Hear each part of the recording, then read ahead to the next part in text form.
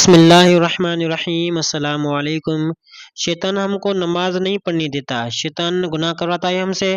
سوچنے والی بات ہے نا کہ شیطان نہیں پڑھنے دیتا، یہ ہمارا ایمان کمزور کرتا ہے۔ شیطان صرف وسوسے ڈالتا ہے، اس پر عمل کرنا ہم لوگوں کا فیصلہ ہوتا ہے۔ ہمیں کوشش کرنی چاہیے کہ شیطان ہمارے اوپر حاوی نہ ہو، اور کچھ نہیں کرتا، نہ وہ ہم کو کھانا کھلاتا ہے، نہ بیمار کرتا ہے، نہ صحت یاب کرتا ہے، اور نہ کچھ۔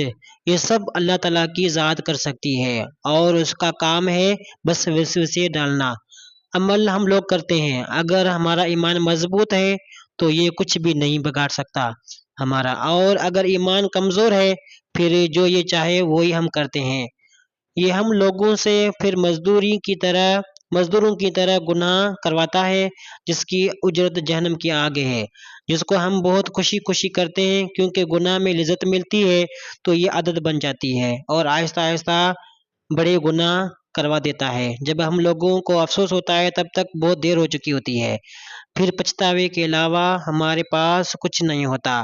پھر ایک دروازہ کھلتا ہے توبہ کا۔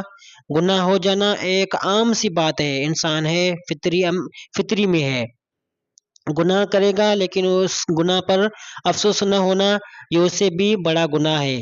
گناہ ہو جائے تو اس پر افسوس کیا جائے، اللہ کے سامنے گڑ گڑا کر توبہ کی جائے، وہ بہت غفور و رحیم ہے، ہماری توبہ ضرور قبول کرے گا۔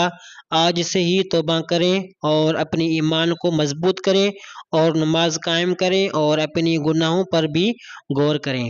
حضرت ابو سعید خدری رضی اللہ تعالیٰ عنہ روایت کرتے ہیں کہ حضور صلی اللہ علیہ وآلہ وسلم نے ارشاد فرمایا، تم سے پہلے قوم کا ایک آدمی تھا جس نے 99 لوگوں کو قتل کیا تھا، اس کے بعد وہ لوگوں سے اہل زمین میں سب سے بڑے عالم کے بارے میں پوچھنے لگا، تو لوگوں نے اسے ایک راہب کے پاس بھیجا۔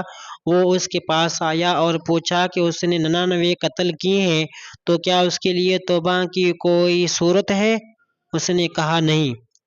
اس نے اسے یعنی راہب کو بھی قتل کر دیا اور 100 کا عدد پورا کر دیا۔ پھر وہ دوبارہ لوگوں سے اہل زمین کے پاس سے بڑے عالم کا پتہ پوچھنے لگا۔ لوگوں نے اسے ایک عالم کا پتہ بتا دیا۔ اس نے ایک عالم سے پوچھا کہ اس نے 100 آدمی کو قتل کیا ہے، کیا اس کے لیے توبہ کی کوئی صورت ہے؟ اس عالم نے کہا ہاں۔ تمہارے اور توبہ کے درمیان کون حائل ہو سکتا ہے؟ تم فلاں فلاں بستی کی طرف جاؤ، وہاں اللہ تعالیٰ کے نیک بندے اللہ تبارک تعالیٰ کی عبادت کرتے ہیں، تم بھی ان کے ساتھ جا کر عبادت کرو، اور اپنے علاقے کی طرف واپس مت جانا، وہ برائی کی جگہ ہے۔ الغرض وہ وہاں سے چلا، ابھی وہ آدھے راستے میں ہی تھا کہ اسے موت نے آ لیا۔ رحمت کے فرشتوں اور عذاب کے فرشتوں کے درمیان اس کے بارے میں جھگڑا شروع ہو گیا۔ رحمت کے فرشتوں نے کہا کہ وہ دل سے تائب ہو کر اللہ کی طرف آیا تھا، اس لیے وہ جنت کا حقدار ہے، جبکہ عذاب کے فرشتوں نے کہا کہ اس نے کوئی نیکی کا کام نہیں کیا تھا، اس لیے وہ جہنم میں جائے گا۔ بس اس کے پاس ایک فرشتہ آدمی کی صورت میں آیا تو انہوں نے اسے اپنے درمیان ثالث بنا لیا۔ اس فرشتے نے کہا، دونوں بستیوں کی درمیانی فاصلہ ماپ لو، پھر جو بستی زیادہ قریب ہو اسے اس کی بستی کے رہنے والوں کے حساب میں ڈال دو۔